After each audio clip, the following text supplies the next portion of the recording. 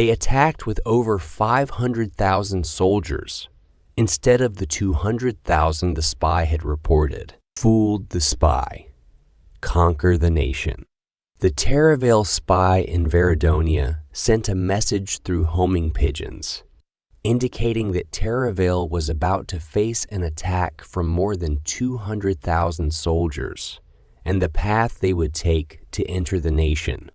Before the Veridonia soldiers departed, they had destroyed the spies' hideout, forcing the surviving spies to escape to their respective countries. En route. The Terravale spies stumbled upon a massive army that had departed just a few days ago. We need to get that message through, but our carrier pigeons are gone, whispered Lord Kyle, a trade group leader and the spy leader scanning the enemy from behind a rocky outcrop on a hill. Master. Among the spies, a woman named Celia, renowned for her agility and wit, shouted from a distance. The army is of over 500,000 at a glance. 500,000 soldiers.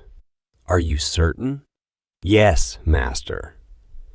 I saw them with my own eyes. The king of Veridonia himself leads them. The spy, known as Jinhai, replied with a sense of urgency. We can't let Terravale fall to the Veridonia forces. We owe it to our homeland, said a traitor. The king of Veridonia marches with an army of about 1 million soldiers. They would reach and destroy Terravale Fort, the closest fortress, in no time. We need to get that message through, but our homing pigeons are gone. Lord Kyle addressed them, his voice laced with urgency.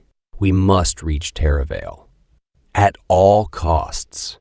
A seasoned spy named Thorin chimed in. Master, we should send a messenger to the fortress. It's our only chance. Lord Kyle nodded and turned to his loyal servant, a young man named Eric. Eric, you must make it to the fortress at all costs. Tell them what you've seen here. But Master, he said, thriving and shivering, no one will know who am I. Everyone went silent. Suddenly, the master said, Prince Thorian is in the fortress. A little happiness is shown on his face. Tell the prince what you've seen here. You must immediately. Eric nodded and set off on his perilous journey, leaving the others to contemplate their next move. After much thought, the merchant and his trade group traveled east to the neighboring country, as if it was the last time they all would see Eric, like they pathed forever. Upon reaching the fortress, the gatekeepers are suspicious of Eric. The merchant servant threatened to imprison him if he did not turn around. They think he might be a Veridonia spy. He stood before the gatekeepers, desperate to gain their trust. I swear, I'm no spy. I brought vital news for the prince. However, Eric spotted the prince and shouted that he had an urgent message from Lord Kyle, who was also the prince's childhood friend. The prince, known as Thorian, came forward, intrigued by the desperation in the servant's eyes. Speak quickly, he urged. With a trembling voice, Eric relayed the message, and Thorian's expression darkened. We've been deceived, he muttered. He then asked if nothing bad had happened to Lord Kyle, but it was too late. The fortress had already been emptied.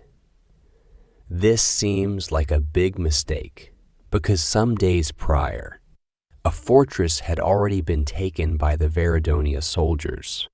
The prince was desperate to take action, so he turned to his nephew, Captain Elar. Elar, we need to buy time for Terravale.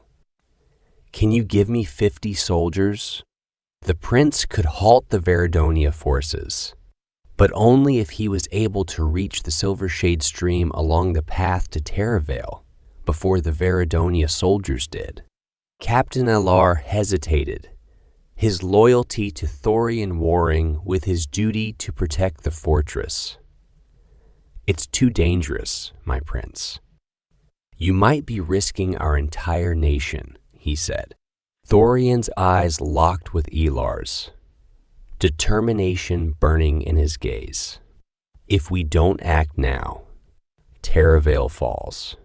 We have to try. Reluctantly, Captain Elar nodded. The prince and his band raced, taking shortcuts and moving as fast as possible. In no time, they reached the Silvershade stream before the Veridonia forces. The prince then ordered some of his soldiers to remain hidden, prepared to unleash fire arrows. Wait for my signal, he said.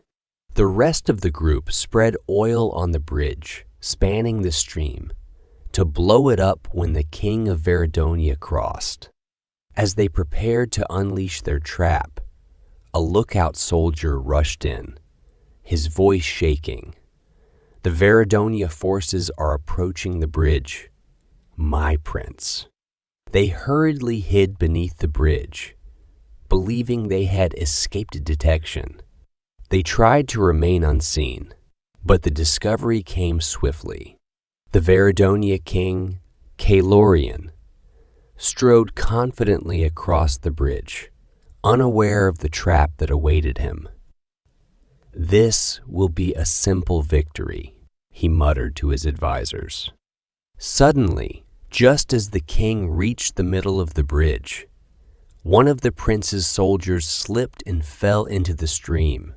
The Veridonia soldiers quickly surrounded their king, their senses heightened for any lurking threats. O king, people are hiding under this bridge, a Veridonia soldier said. Panic rippled through the Veridonia soldiers as they realized they had been discovered. Also, Thorian and his soldiers are about to face imminent danger. The soldiers who were ready to fire arrows debated whether to shoot immediately, but the prince had instructed them to await his signal. Shoot them, Caelorian commanded, and arrows filled the air. The Thorian soldiers fell one by one, their hopes of rescuing their prince slipping away, while the prince himself clung to the bridge, narrowly avoiding the deadly rain of arrows.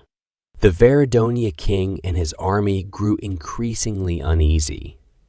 The prince sensed the danger. The prince's soldiers decided to break ranks and rush to his aid. However, the general command was hard to defy. As the prince continued to fend off arrows in the water, his survival seemed short.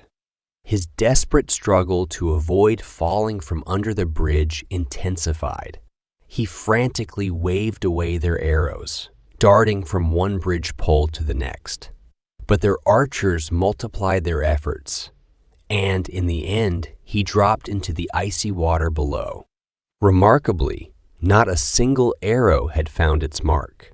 Meanwhile, the soldiers who'd been awaiting his signal hesitated, locked in a fierce internal debate about whether to abandon their posts and come to the prince's aid.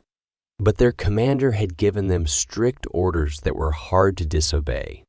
Underwater, the prince continued to dodge the arrows, his movements growing more frenzied. Panic seized the Veridonia king and his army as they watched.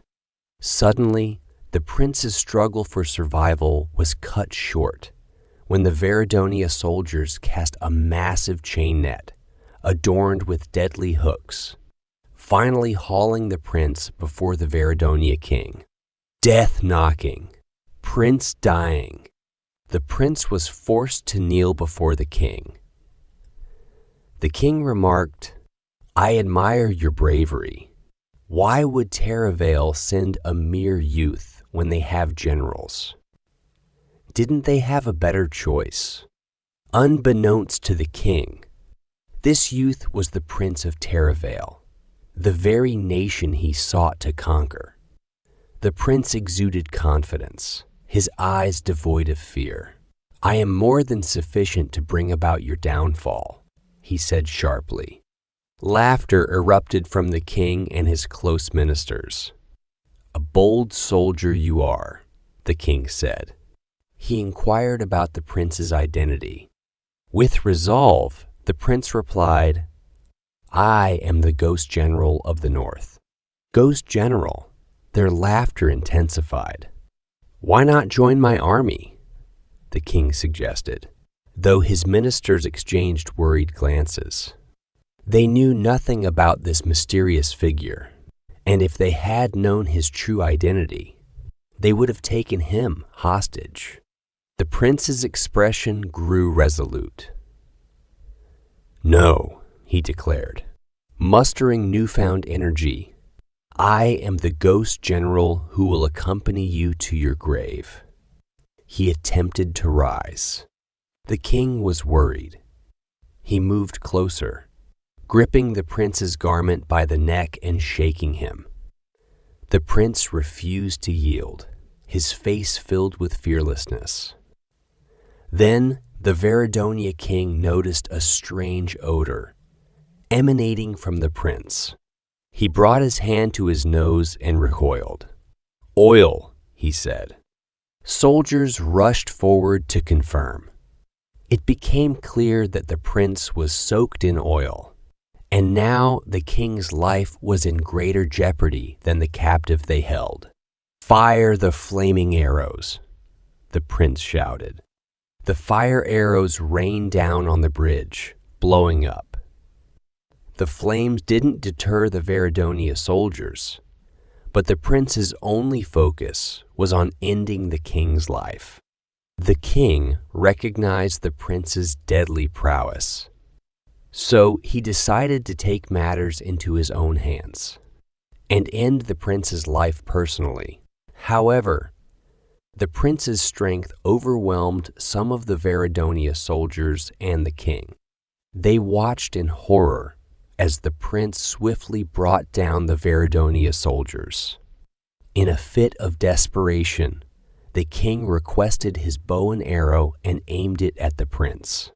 The arrow found its mark in the prince's chest, and he sank to his knees. Veridonia soldiers moved in to finish the prince off, but an arrow from an unknown source struck them down, leaving some dead instantly. Even the prince turned to see where the arrow had come from and was astonished to find it was his grandfather, Commander Thalorian, the commander-in-chief of the Terravale army. He was matching as fast as he could with his previously departed soldiers. With a swarm of Terravale soldiers arriving, the commander called out the Veridonia king's name. "Calorian, how dare you set foot on this land?" The Veridonia king instantly recognized the voice and knew that the commander had arrived. Seeing the overwhelming numbers of Terravale soldiers, the Veridonia soldiers retreated to their base camp, desperately trying to rescue the king from the bridge. As their eyes locked, the prince, nearly fainting, continued to plead for pursuit of the Veridonia king. The commander succeeded in rescuing the wounded prince. While the prince hadn't achieved his goal of destroying the Veridonia army, he slowed their advances and bought time for his homeland to prepare for the impending battle. In the east, Lord Kyle received the message about the incident and that Thorian. The prince was on his way back to Terravale. Relief washed over him, knowing that their last hope was still alive.